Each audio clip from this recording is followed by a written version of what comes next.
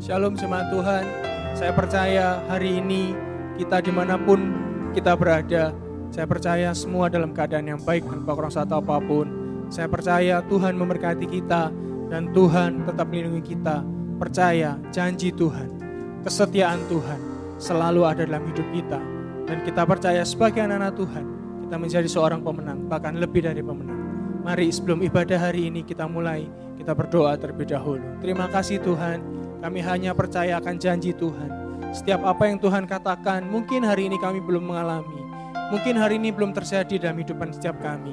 Tapi kami percaya suatu saatnya nanti, ketika waktu Tuhan itu datang, ketika Tuhan menghendaki janji-janji yang tergenapi, kami percaya kami akan menerimanya dan kami akan bersorak-sorai karena Tuhan menepati janji-janjinya. Terima kasih Tuhan buat setiap kami dalam masa-masa kami bergumul dan masa-masa kami menunggu janji Tuhan. Buat kami tetap setia kepada Tuhan, buat kami tetap dekat akan Tuhan, buat kami tetap memuji dan bersekutu dengan Tuhan. Terima kasih Tuhan, kami percaya Tuhan memberkati pada kami pada hari ini. Di dalam nama Tuhan Yesus, kami berdoa ucap syukur. Amin.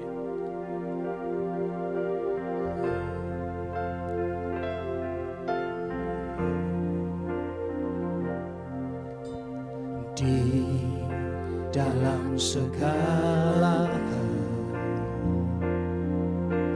janjinya tak berubah. Apa yang sudah difirmankan terjadi saat kita percaya.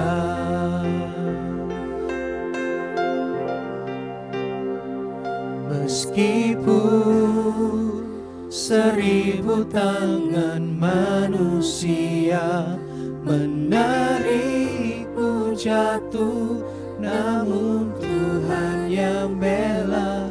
Tangannya sanggup membuatmu naik ke gunung. Percayalah, Tuhan yang bela. Kami percaya janji Tuhan ya dan amin. Dalam segala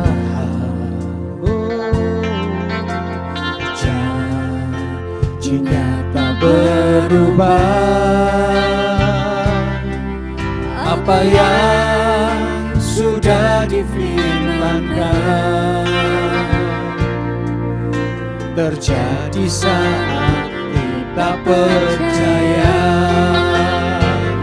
Meskipun 1000 tangan manusia menarikmu jatuh, namun Tuhan yang bela. Tangannya sanggup membuatmu naik ke gunung. Percayalah, Tuhan yang bela. Meskipun 1000 tangan manusia menarikmu jatuh, namun Tuhan yang bela. Tangannya sanggup membuatmu naik ke gunung. Percayalah, Tuhan yang bela.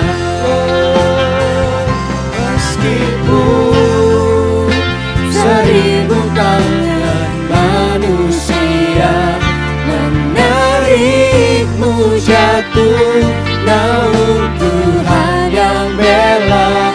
Tangannya sanggup membuatmu naik ke gunung. Percayalah, Tuhan yang bela. Mari katakan meskipun ya 1000 tangan manusia menarikmu jatuh, namun Tuhan yang bela. kami percaya Tuhan sanggup membuatmu naik ya ke gunung. Kami percaya hanya Engkau Tuhan. Percayalah Ya, Tuhan yang mari bela. sekali lagi katakan meskipun Meskipun ya Yesus, 1000 tangan manusia kami percaya hanya Engkau. menaringmu jatuh, namun Tuhan yang bela. Tangannya sanggup membuatmu naik ke gunung. Kami percaya, Tuhan yang haleluya Tuhan. Sebab hanya kami percaya Tuhanlah yang menolong kami, Tuhanlah yang menepati setiap janji-Nya atas hidup kami. Oh haleluya.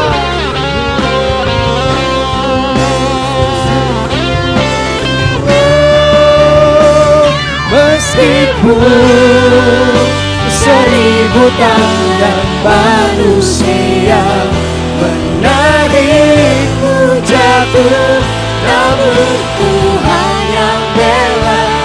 Tangannya sanggup membuatmu naik ke gunung. Percayalah Tuhan yang bela. Haleluya. Meskipun 1000 tangan manusia menarikmu jatuh, namun Tuhan yang bela. Tangannya sanggup membuatmu naik ke gunung. Percayalah Tuhan yang bela.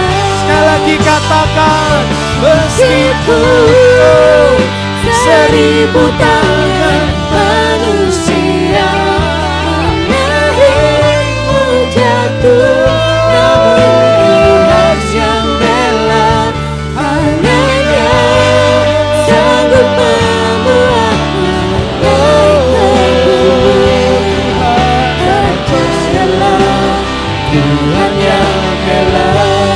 percayalah, Percayalah Tuhan yang bela. percayalah, Percayalah Tuhan yang bela.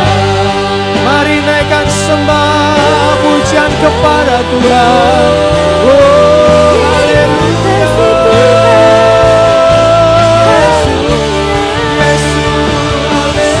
Allah yang ajaib, Allah yang perkasa Tuhan. Segala kemuliaan hanya bagi Tuhan. Oh haleluya. Aku percaya Tuhan, sebab Kau Allah yang besar, Allah yang perkasa. Haleluya.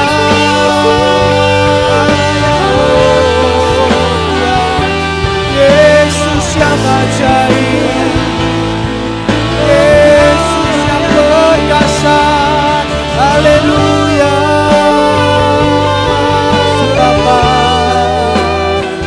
Sebab namamu kekal Tuhan, sebab namamu besar. Ajaiblah Engkau Tuhan, ajaiblah Kau Tuhan, Yesus Tuhan. Oh Allah yang perkasa. Haleluya. Kami bersyukur. Oh Bapa,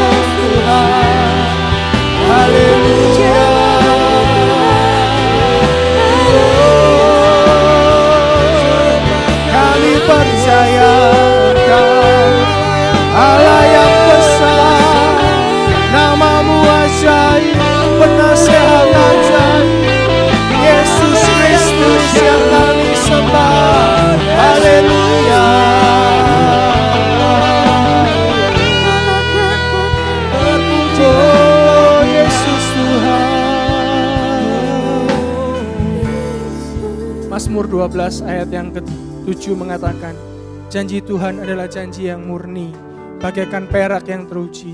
Di ayat yang ke-8 dikatakan, Engkau Tuhan yang akan menepatinya. Engkau akan menjaga kami senantiasa terhadap angkatan ini.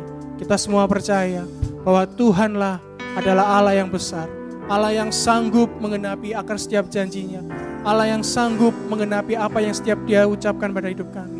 Kami bersyukur, kami percaya Tuhan, kami punya Allah yang besar, kami punya Allah yang sanggup menggenapi janji-Mu dalam hidup kami. Di dalam nama Tuhan Yesus. Aku punya Tuhan yang besar, amin, yang telah berjanji, yang sanggup. Kami percaya Tuhan, Kau sanggup menggenapi. Imanku bersepakat, percaya kuasa-Nya. Ku terima sekarang kemenangan dari. Sekali lagi katakan, aku punya Tuhan yang besar, Allah yang melebihi yang telah berjanji, Allah yang lebih besar dari apapun, menggenapi. Imanku bersepakat, percaya kuasa-Nya. Ku terima sekarang kemenangan dari-Mu. Mari katakan, aku punya Tuhan yang besar, yang telah berjanji dan sanggup menggenapi. Imanku bersepakat, percaya kuasa-Nya. Ku terima sekarang kemenangan dari-Mu. aku punya Tuhan, aku punya Tuhan yang besar, yang telah berjanji dan sanggup menggenapi. Imanku bersepakat, percaya kuasa-Nya. Ku terima sekarang kemenangan dari-Mu. Allah yang besar, Allah yang perkasa. Aku punya Tuhan yang besar, Amin, yang telah berjanji dan sanggup menggenapi. Imanku bersepakat, percaya kuasa-Nya. Ku terima sekarang kemenangan dari-Mu. Aku punya Tuhan yang besar, yang telah berjanji dan sanggup menggenapi. Imanku bersepakat, percaya kuasa-Nya. Ku terima sekarang kemenangan dari-Mu. Angkat tanganmu dan katakan, Aku punya Tuhan yang besar, yang telah berjanji dan sanggup menggenapi. Imanku bersepakat, percaya kuasa-Nya.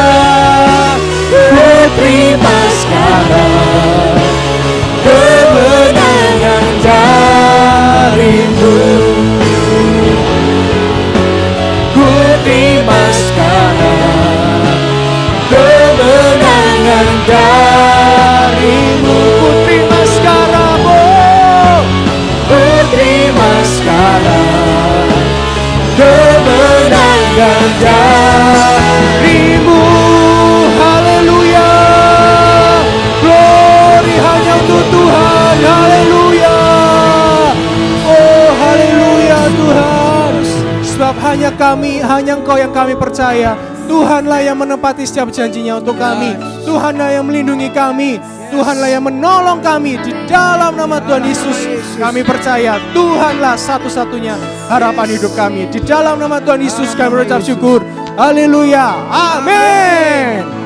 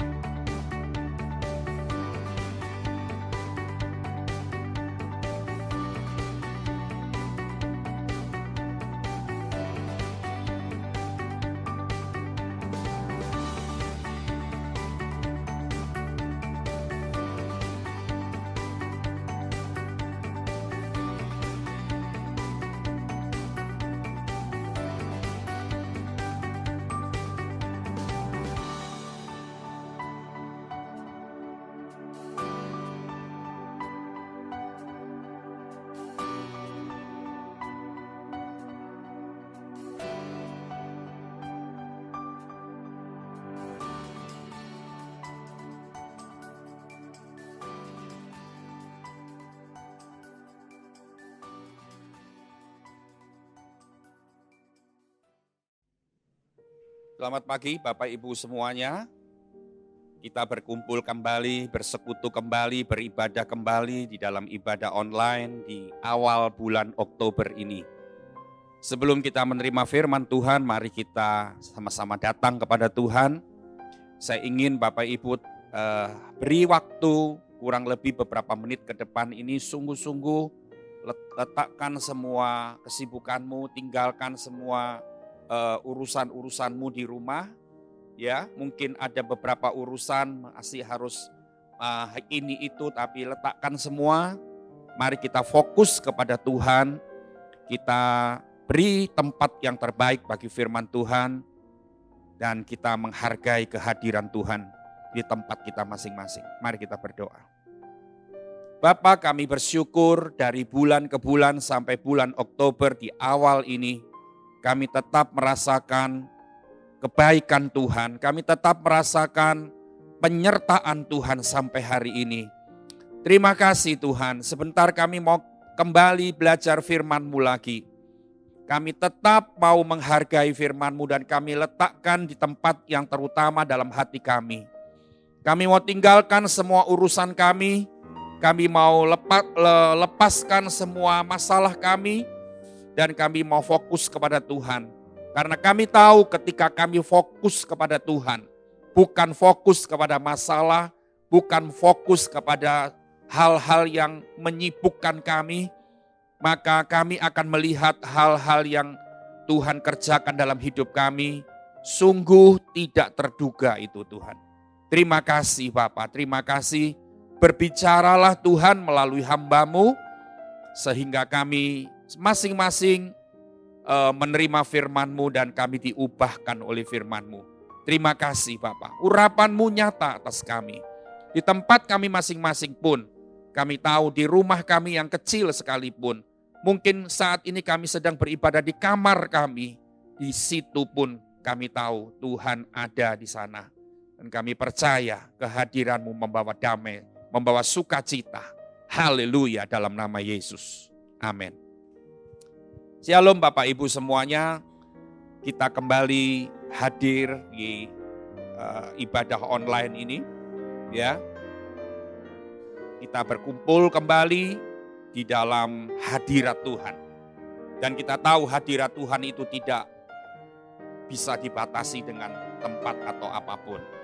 Dimanapun hadirat Tuhan bisa melawat kita.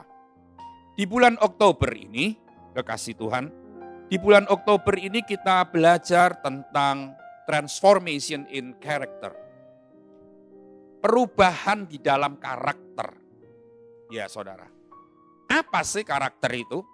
Saudara, karakter berasal dari kata Yunani, yaitu charasein, ya, karasein artinya menggores, mencoret, menggaris. Itu arti karakter dalam bahasa Yunani itu menggores, mencoret, menggaris. Jadi karakter itu artinya adalah goresan yang dilakukan berulang-ulang, ya. Karakter itu dibentuk dari lingkungan keluarga atau masyarakat. Jadi saudara begini, kata goresan, kata menggores, mencoret, menggaris itu artinya gini.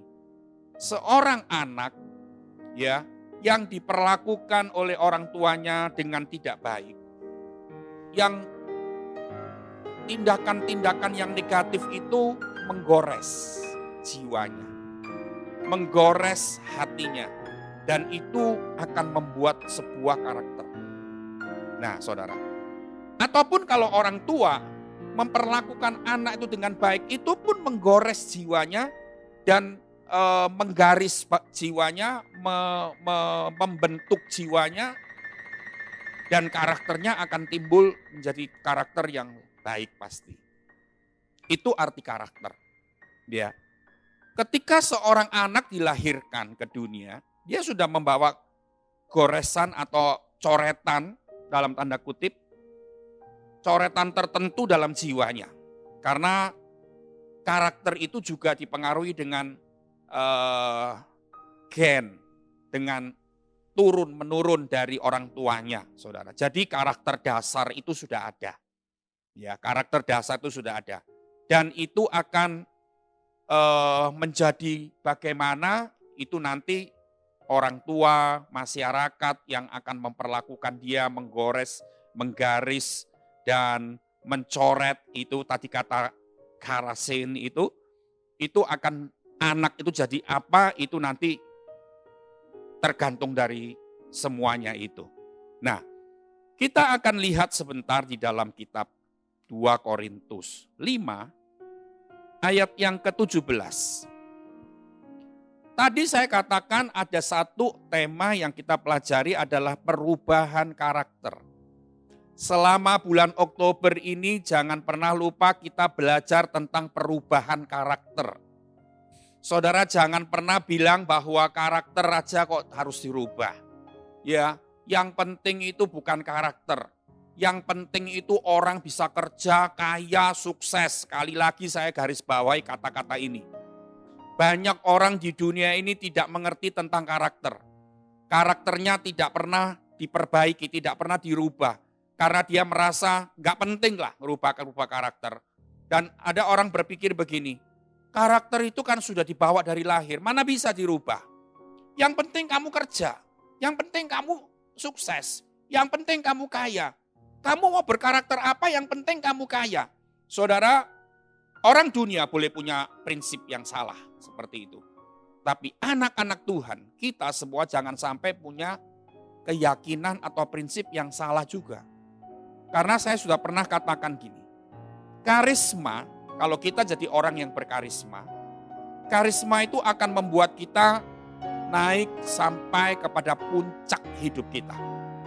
Ya. Tapi karakter itu yang akan mempertahankan kita di puncak. Di posisi teratas dalam diri kita. Ya. Jadi kalau saudara pengen sukses, oke lah, semua orang pengen sukses, semua orang pengen kaya, pengen banyak duit. Ya toh?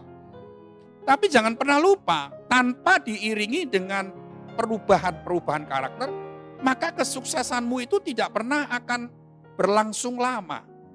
Tidak pernah akan posisimu yang sukses itu tidak pernah akan berlangsung langgeng. Itu artinya.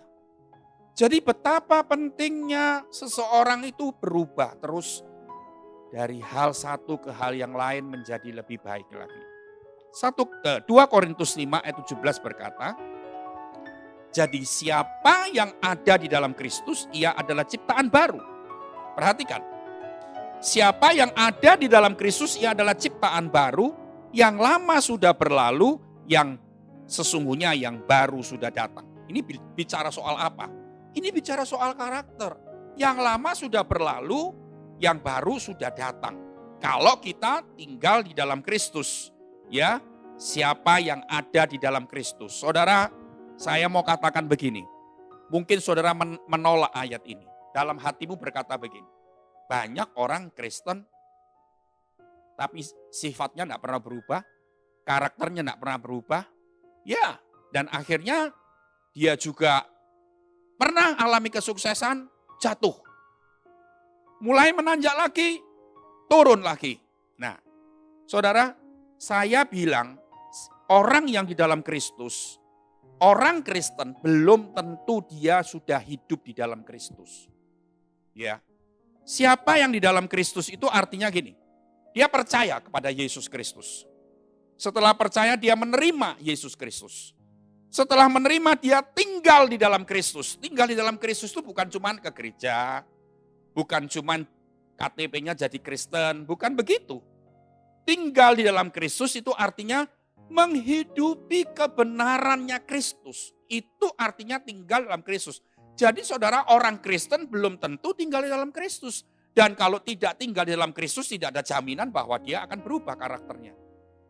Yang lama tetap seperti itu. Yang baru tidak datang-datang. Itu artinya. Tapi kalau saudara jadi orang yang tinggal di dalam Kristus. Awal percaya. Kedua menerima.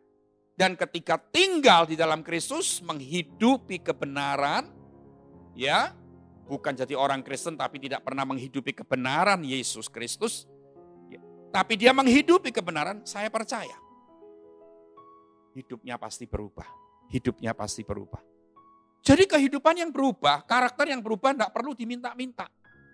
Tuhan ubahlah hidupku, Tuhan ubahlah karakterku. Saudara, mungkin saudara pernah berbicara dalam doa seperti itu kepada Tuhan. Ya kelihatannya oke lah, tidak salah lah doa gitu. Tapi kalau kita ngerti, kok tidak usah minta-minta sama Tuhan untuk diubahkan. Saudara tidak usah minta-minta dan berdoa setiap hari minta diubahkan. Cukup tinggal dalam Kristus. Cukup hidupi kebenaran Kristus. Hidupmu akan berubah.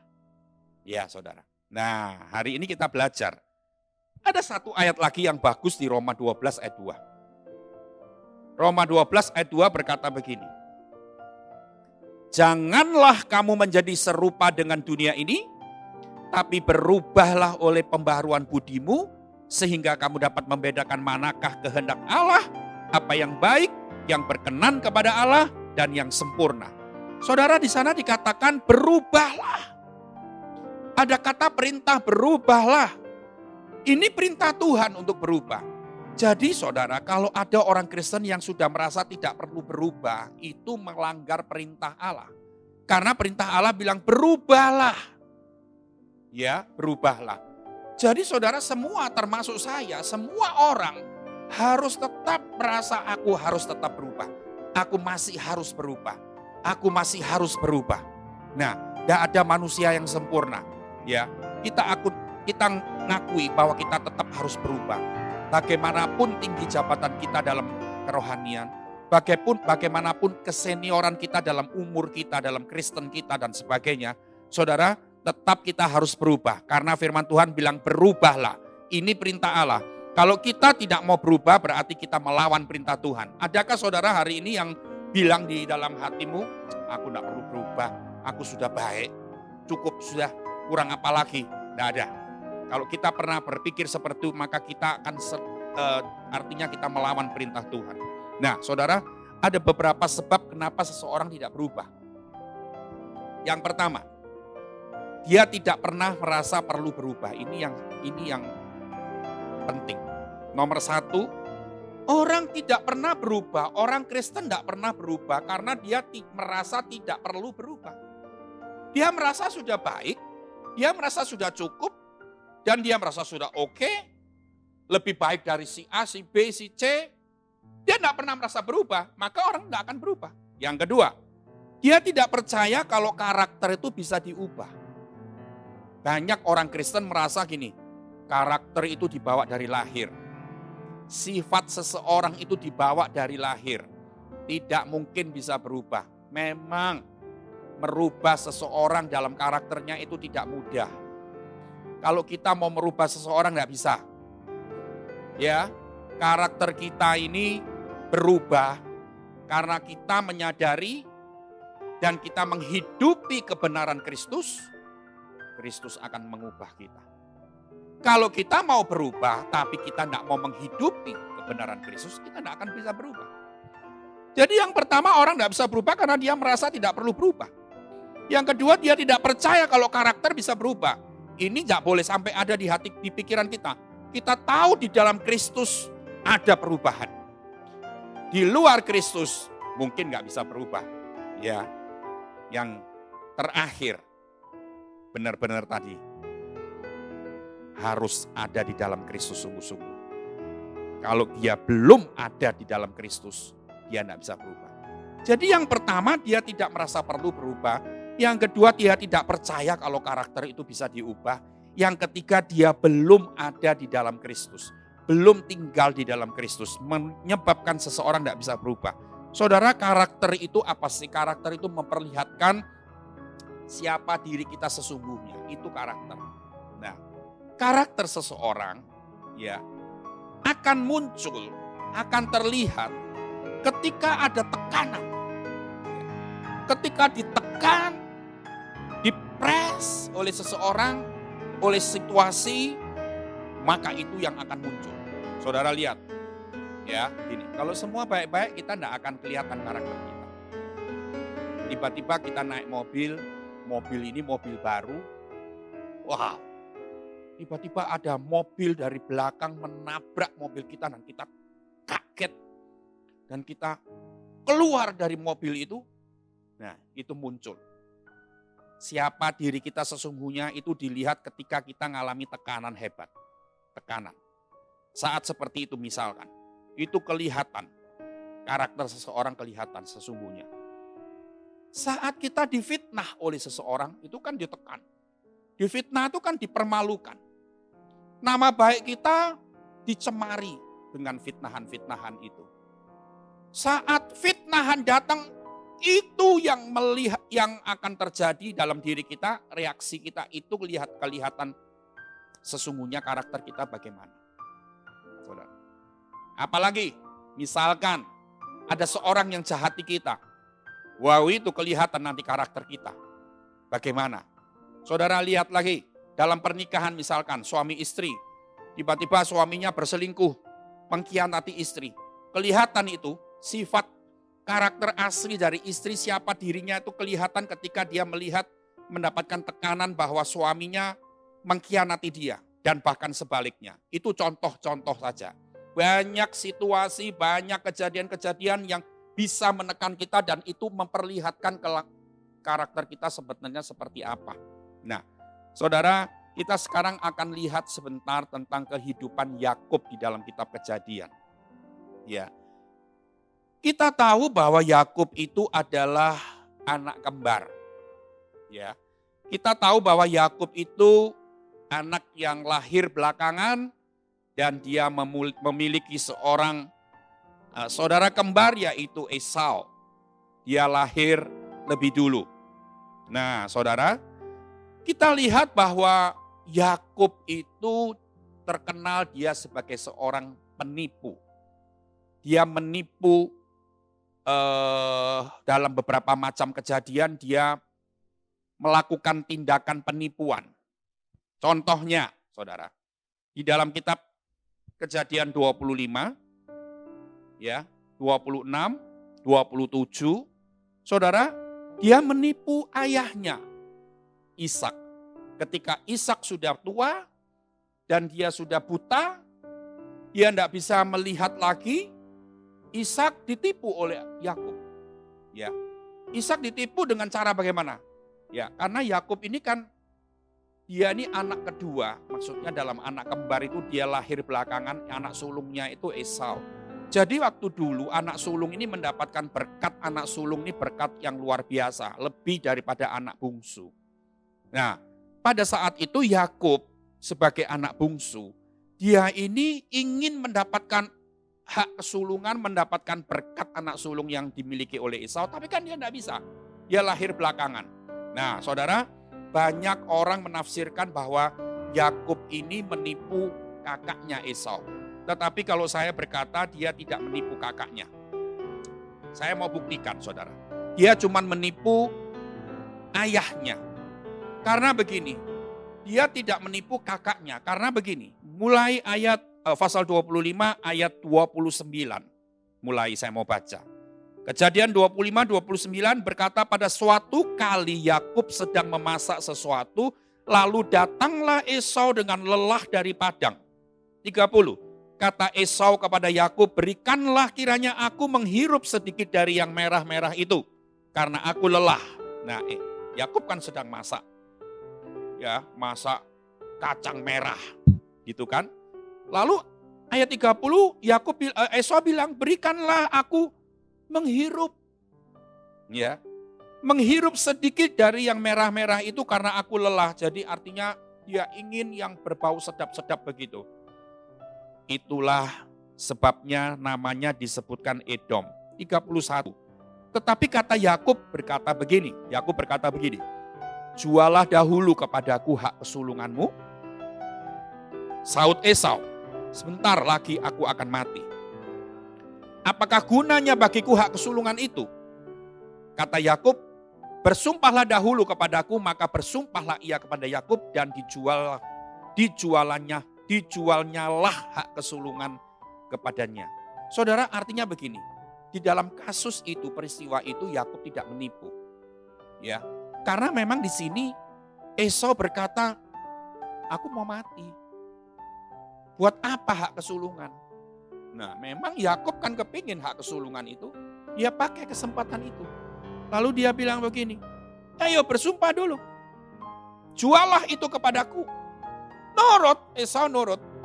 Dia dapat ditukar dengan semangkok kacang merah. Saudara, di sini dia tidak menipu. Tetapi di ayat 2, di pasal 27 Kejadian, Yakub menipu ayahnya. Dia pakai jubah berbulu dan dia seolah-olah bersikap jadi Esau yang minta hak kesulungan, berkat kesulungan kepada bapaknya yang sudah buta. Di situ dia menipu. Nah, saudara, sifat bohong Yakub itu ternyata diajarkan oleh Ribka, ibunya. Ibunya yang atur skenario semuanya sampai akhirnya semuanya jatuh kepada Yakub. Nah, saudara, kita bisa berubah ya. Pasti saudara ingin berubah hidupmu, karaktermu pasti ingin berubah. Kalau kita menyadari dulu bahwa kita ini punya karakter yang kurang baik. Jangan pernah berkata, aku ini sudah baik. Kalau saudara merasa sudah baik, berarti saudara belum baik. Orang yang punya karakter yang baik, dia tidak pernah merasa dirinya ini baik. Dia tidak pernah merasa dirinya cukup dan tidak perlu berubah. Tadi saya berkata. Tapi kalau saudara berkata, aku ini baik, kamu yang tidak baik, itu berarti saudara belum baik. Justru saudara yang perlu berubah. Jadi saudara bisa berubah, sadari dulu. Ada hal-hal yang kurang dari hidup kita. Yang kedua, kita benar-benar hidup di dalam Kristus. Menghidupi kebenarannya. Nah, saudara, dan saya mau katakan begini. Untuk kita bisa berubah, jangan sampai kita merasa begini. Tuhan, ubahlah diriku. Seolah-olah Tuhan yang punya peran penting 100% sehingga kita bisa berubah. Salah. Ya saudara, salah itu. Artinya begini. Kita mau berubah. Tinggal dalam Kristus benar-benar. Menghidupi kebenaran Kristus dari hari ke hari. Tuhan akan ubah. Tapi kalau kita tidak pernah mau hidup di dalam Kristus, kita tetap mau hidup di dalam kedagingan kita mau tetap hidup di dalam hawa nafsu kita tetap hidup di dalam karakter kita yang jelek. Lalu kita bilang, Tuhan kok tidak mengubah aku? Seolah-olah kita menuding Tuhan yang salah. Bukan. Itu bukan tanggung jawabnya Tuhan. Kita berubah itu dari diri kita sendiri. Sadar dulu. Kita mau berubah. Tinggal dalam kebenaran Kristus. Yesus yang mengubah hidup kita. Nah, saudara, jadi jangan pernah suruh Tuhan untuk mengubah kita. Jangan. Ya. kita akan lihat perubahan karakter itu dimulai dari hati ternyata, saudara. Saya mau bacakan beberapa ayat di dalam Matius 12:34. Ya. Matius 12 ayat yang ke-34. Ayat ini menunjukkan bahwa perubahan itu semua harus dimulai dari hati. Karena apa? Karena hati ini tempat di mana Tuhan bertakhta dan memerintah hidup kita. Hati ini tempat Tuhan memerintah, bertakhta, dan dia menguasai hati kita, dia memerintah hidup kita. Ini hati. Nah, semuanya dimulai dari hati. Matius 12 ayat yang ke-34 berkata, "Hai kamu keturunan ular beludak, bagaimanakah kamu dapat mengucapkan hal-hal yang baik, sedangkan kamu sendiri jahat? Karena yang diucapkan mulut meluap dari hati." Nah ini, 35. Orang yang baik mengeluarkan hal-hal yang baik dari perbendaharaannya yang baik, dan orang yang jahat mengeluarkan hal-hal yang jahat dari perbendaharaannya yang jahat. Jadi artinya saudara, semua dimulai dari hati. Matius 15 ayat 19. Saya mau baca lagi. Matius 15 ayat 19. Karena dari hati timbul segala pikiran jahat, pembunuhan, perzinahan, percabulan, pencurian, sumpah palsu, dan hujat. Dari mana asalnya? Dari hati. Sebab itu saudara, bagaimana caranya? Serahkan hatimu pada Tuhan. Caranya nyerahkan gimana? Caranya gini, serahkan hatiku kepada Tuhan. Tuhan, tak serahkan hatiku. Engkau yang menguasai hatiku. Engkau yang memerintah hatiku. Engkau yang memerintah hidupku. Nah saudara lihat. Jadi kalau gini, kita dijahati orang, kita difitnah, malu kan kita. Lalu kita mau balas dia dengan balas dendam dengan. Kita fitnah dia lagi. Kita berkata-kata yang negatif tentang orang itu. Saudara ingat, sebelum melakukan, ini kira-kira perintah Tuhan, yang Tuhan memerintah di hati kita. Kan tadi saya bilang, semua dimulai dari hati. Serahkan hati, serahkan penguasaan hidupmu itu kepada Tuhan. Yang memerintah hidupmu kepada Tuhan. Jadi artinya kalau kita mau balas dendam, saudara harus tahu. Ini Tuhan yang memerintah apa hawa nafsu kita yang memerintah. Kalau kita mikir gitu, oh iya ya. Tuhan gak pernah memerintah kita membalas dendam. Kita tidak pernah memerintah, Tuhan tidak pernah memerintah kita untuk menjelek-jelekan orang. Maka kalau bukan Tuhan yang memerintah, kita stop. Dan tidak lakukan. Tapi Tuhan akan memerintah kita, berkati orang ini. Doakan orang itu. Kita sadar, kalau kita suruh berdoa untuk orang yang menfitnah kita, ini perintah siapa kira-kira? Perintah hawa nafsu? Oh enggak mungkin. Oh ini perintah Tuhan. Lakukan. Lakukan itu. Nah saudara, ketika saudara dijahati oleh seseorang, saudara marah besar. Ya saudara, sebelum marah saudara pikir gini. Tuhan yang dalam hatiku pernah enggak merintah kita untuk marah kepada seseorang? Saudara, kalau kita menyadari bahwa, oh kalau Tuhan yang memerintah dalam hatiku, dia tidak pernah memerintah kita untuk marah besar. Maka kita stop. Nah saudara, kita menyerahkan hati kita. Karena semuanya dimulai dari hati. Saudara, saya akan menceritakan ada satu kejadian. Ya. Pada suatu hari ada sepasang suami istri orang kaya raya. Rumahnya mewah besar. Saudara. Dan dia hidup berdua dengan harmonis, dengan bahagia. Ya. Ketika dia makan bersama suami dan suami istri itu bersama makan di atas di sekeliling meja makannya, makanannya macam-macam. Tiba-tiba ada bel di luar, saudara. Ada seorang yang datang. Maka istrinya ini keluar, membuka pintu. Dan dia melihat, oh ternyata yang datang tuh seorang gembel, seorang miskin, dan seorang yang berbau tidak enak, berbau busuk. Dia bilang gini, Bu, saya sudah 1 minggu tidak bisa makan. Saya minta makanan yang ada sisa-sisa ibu saja. Saudara, Ketika istri melihat ada seorang gembel dan seorang miskin yang berbau busuk minta makan, dia bilang gini, sebentar ya Pak, dia tutup pintunya lagi, dia kembali ke meja makan, dia bilang sama suaminya, suamiku, sayangku, gitu kan. Sekarang kan orang manggil suami istrinya itu kan sayang, sayang, sayang, sayang gitu kan saudara.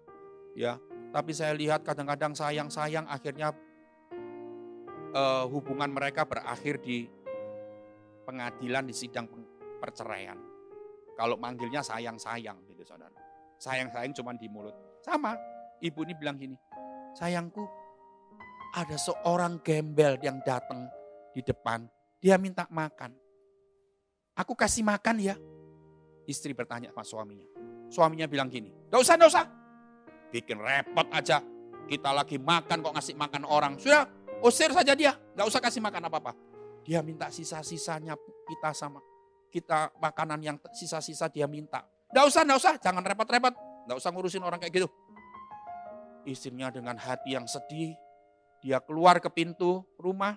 Dia berkata kepada gembel ini, maaf ya Pak, suami saya enggak boleh, kami enggak punya makanan dan suami saya melarang karena kami lagi makan. Maaf Bapak, pulang aja. Pengemis ini, orang gembel ini dan berbau busuk ini, nangis dalam hatinya, dia menahan lapar, minta makan dari orang kaya pun enggak bisa. Saudara, waktu berjalan terus. Suami ini memang memiliki karakter sombong. Ya, dia memiliki karakter, kalau orang enggak selevel sama saya, dia enggak ngereken, saudara. Kan ada toh orang kaya tapi, saya pasangin jempol. Orang kaya tapi humble banget, rendah hati banget, saudara. Dia dengan orang miskin itu enggak ada jarak rasanya. Dia dengan orang-orang yang tidak selevel status ekonominya, dia bisa membaur. Dia enggak ada rasa congkak, enggak ada rasa tinggi hati, enggak ada rasa sombong. Tapi saya kadang-kadang melihat ada orang belum kaya, dia sudah jaga jarak.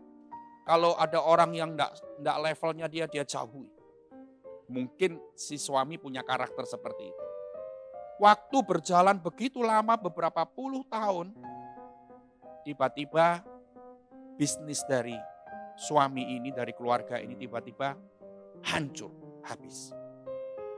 Entah dengan berbagai macam sebab. Lalu karena bisnis hancur, perekonomian mereka hancur, itu berakibat ke hubungan suami istri. Akhirnya hubungan mereka stop di perceraian. Ya saudara, singkat cerita mereka bercerai. Lama setelah itu saudara, setelah mereka cerai, istri ini masih cukup muda juga, tiba-tiba ada seorang kaya yang melamar dia. Akhirnya mereka berhubungan, berhubungan mulai dekat dan akhirnya si istri lihat ini orang kaya baik sekali. Orang kaya ini ternyata bukan orang yang sombong seperti suamiku dulu. Lalu dia menerima lamaran dari si pacar barunya ini. Saudara, singkat cerita mereka akhirnya menikah dan mereka tinggal di sebuah rumah yang besar. Lebih besar daripada rumah yang pertama dulu dengan suami yang pertama. Dan akhirnya kejadian itu terulang, saudara. Pada waktu istri ini punya suami baru di rumah yang lebih besar dengan kekayaan yang lebih banyak. Wah, pada satu hari dia lagi makan ayam, makan ikan, makan babi, makan macam-macam, saudara. Tiba-tiba pintu rumah mereka dibel lagi, diketuk oleh seseorang yang dia tidak tahu. Istrinya keluar lagi. Istrinya keluar dan ternyata sama kejadiannya dengan berapa puluh tahun lalu. Ada seorang miskin, ada seorang pengemis yang gembel, yang dia bilang, Bu, saya sudah lama tidak makan, sudah hampir 2 minggu tidak makan. Saya minta makanan dari ibu, apa yang ibu bisa kasih ke saya mau, apapun saya mau. Lalu dia kasih, dan dia lihat gini, loh, kok ini orang? Ini kan suamiku dulu berapa puluh tahun yang dulu jahat. Ada pengemis masuk, tidak boleh kasih makan. Ternyata Ini suaminya yang dulu, saudara. Jadi pengemis, minta-minta.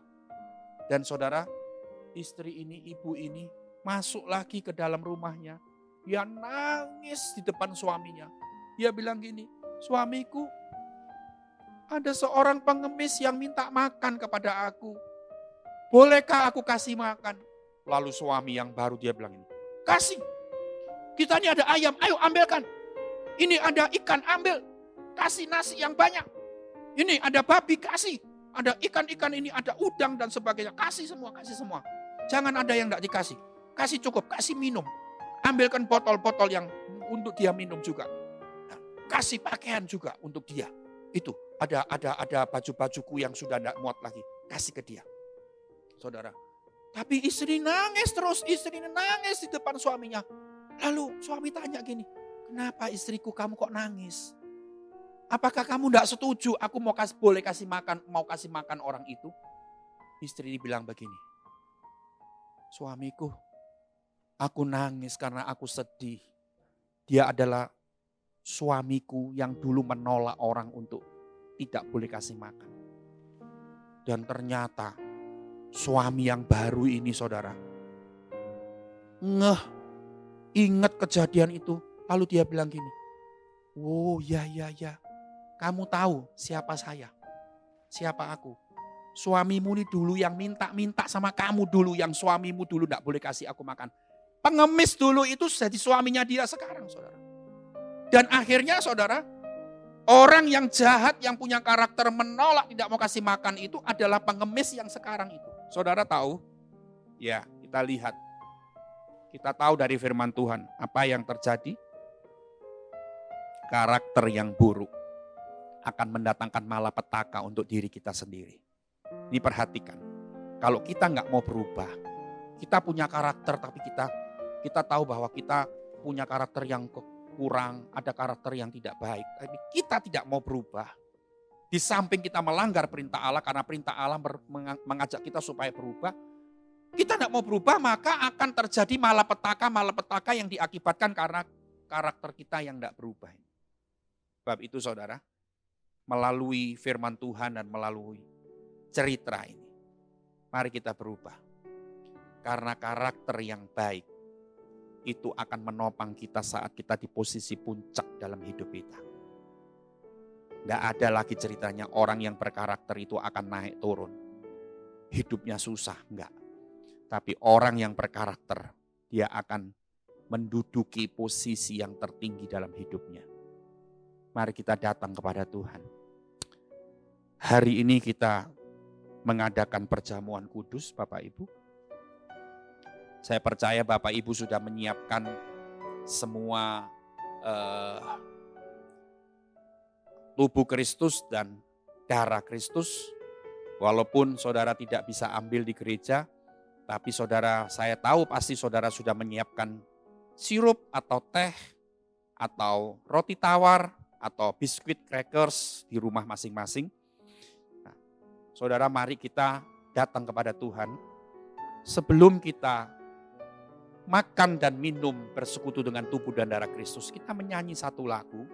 Lagu ini berkata, ujilah aku Tuhan. Cobalah aku Tuhan.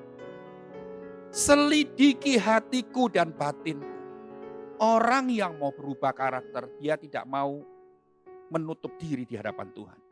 Justru dia bilang ini, Tuhan, ujilah aku.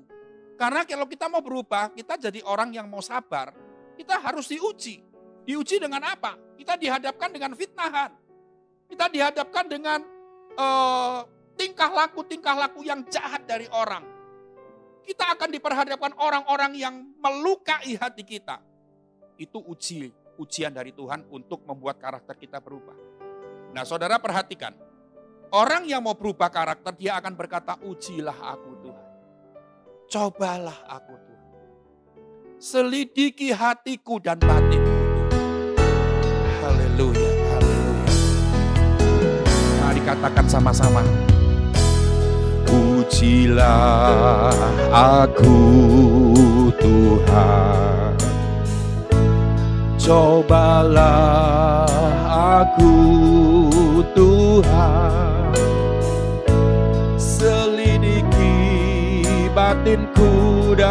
hatiku, mataku tertuju padamu. Sambil kita menyiapkan tubuh Kristus, aku cinta padamu Tuhan. Aku rindu hadirat-Mu Tuhan. Aku ingin selalu dekat padamu, menikmati kehadiran-Mu. Katakan, Ku nyanyi Hosana bagi Rajaku yang duduk di tahta. Aku muliakan dan ku agungkan, Kau layak disembah.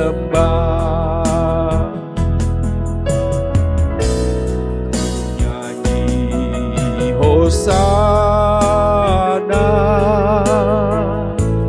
bagi Rajaku yang duduk di tahta. Aku muliakan dan ku agungkan, Kau layak disembah. mari kita pegang tubuh Kristus. Mari kita sadari bahwa diri kita harus berubah. Diri kita butuh untuk berubah. Jangan pernah merasa diri kita sudah cukup, tidak perlu berubah. Usia berapapun engkau hari ini, jabatan apapun kau di gereja, dan sesukses apapun kau di dunia atau segagal apapun engkau lagi alami, tapi mari katakan kepada Tuhan, pujilah aku. Aku mau berubah Tuhan. Saudara, naikkan tubuh Kristus dengan tangan kananmu ke atas. Haleluya. Seperti engkau Tuhan, yang mengalami tekanan-tekanan yang hebat dalam hidupmu, tapi ternyata yang keluar dari hidupmu adalah kebaikan, adalah kelemah lembutan, adalah kesabaran. Tuhan, aku berdoa, kami sedang menaikkan tubuh Kristus dengan tangan kami ke atas. Kami percaya ketika kami memecah-mecahkan tubuhmu, ada kehidupan yang dihancurkan. Dan kehidupan kami sungguh menjadi kehidupan yang diubahkan. Mari kita makan tubuh Kristus dengan di dalam nama Yesus bersama-sama. Haleluya.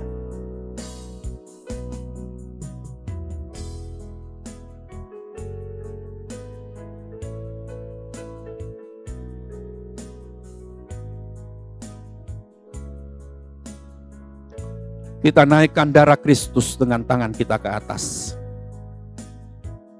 Haleluya.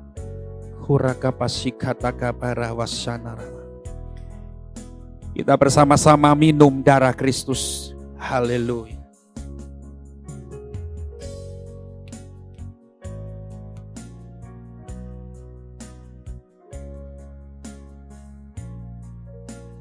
Di dalam nama Yesus. Haleluya. Aku bersyukur Tuhan, tubuh dan darah-Mu sudah diberikan dan hidupmu menjadi sebuah persembahan supaya kami menjadi orang-orang yang baru di dalam Kristus. Katakan, bagi Rajaku yang duduk di tahta, aku muliakan dan ku agungkan, Kau layak disembah.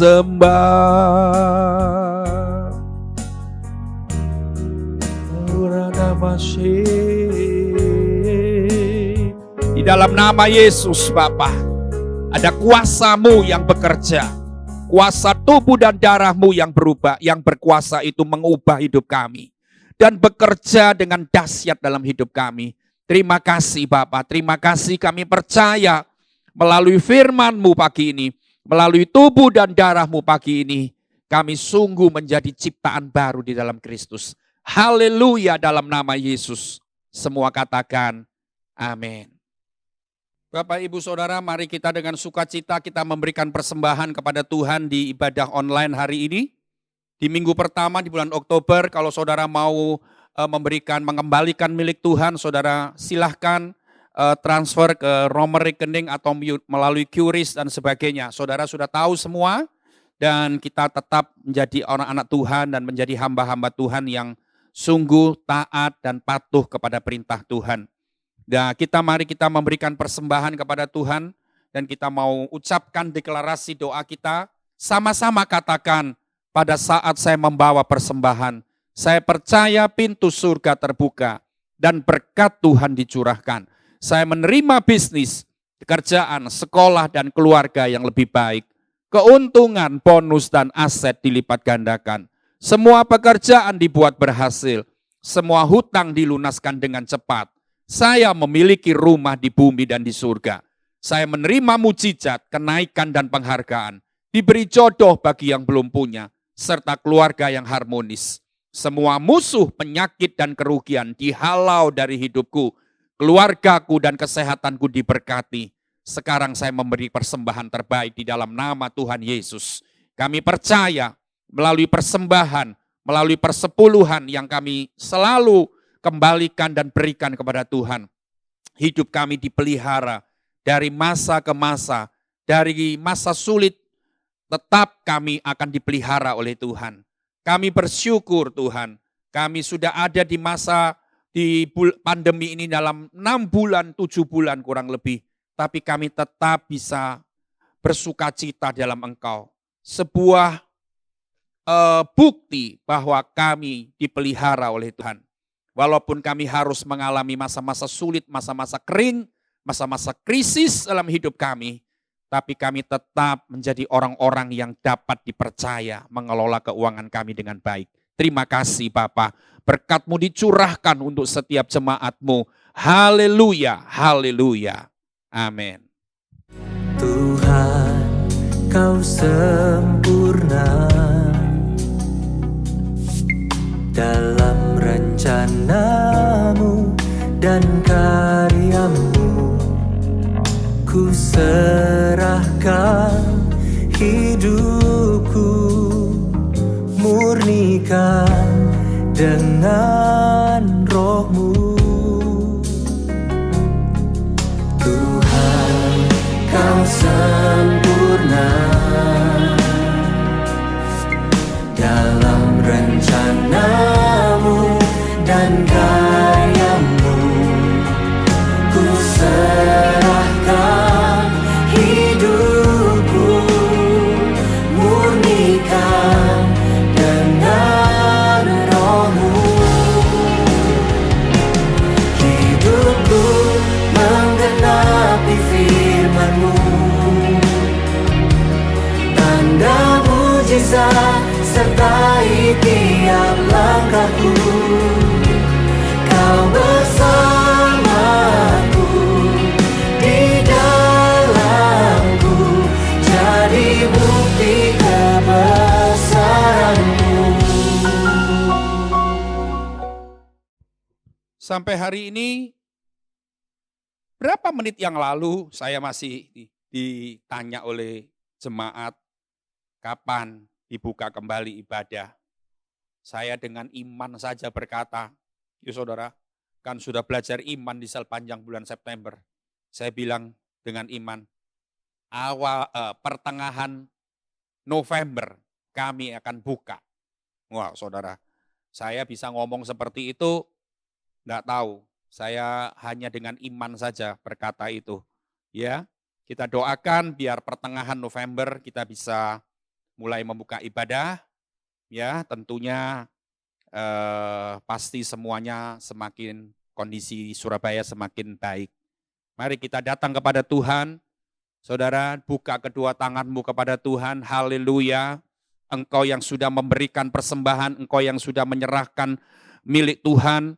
Kami percaya tanganmu tidak pernah kosong, tanganmu selalu penuh berisi dengan berkat-berkat yang baru. berkat-berkat yang baru Tuhan serahkan dalam hidupmu, jauh lebih besar dari apa yang kau pernah bayangkan. Dalam nama Yesus, perekonomianmu dipulihkan, keluargamu mengalami berkat secara materi, keluargamu diberkati, perekonomianmu diberkati, keuanganmu diberkati, hutang-hutangmu Tuhan selesaikan semuanya. Tuhan memberkati kesehatan tubuhmu dengan ajaib. Dalam nama Yesus, jemaat yang sudah beribadah dengan sukacita, mari katakan sama-sama, amin. Selamat hari Minggu, Tuhan Yesus memberkati jemaat Tuhan, sampai berjumpa kembali. Amin.